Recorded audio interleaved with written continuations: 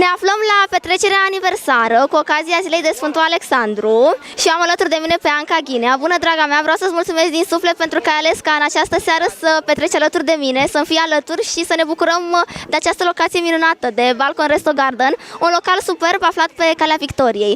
Spune-mi, te rog, ce te-a impresionat cel mai mult la Balcon Resto Garden?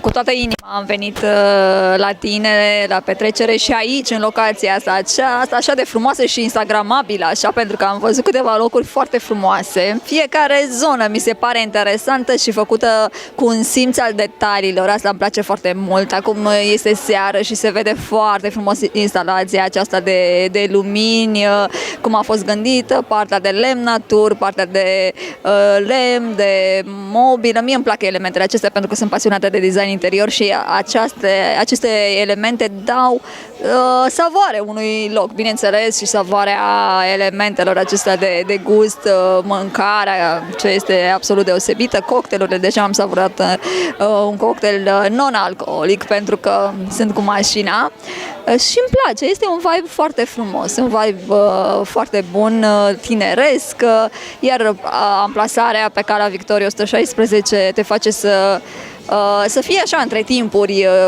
atemporal cumva.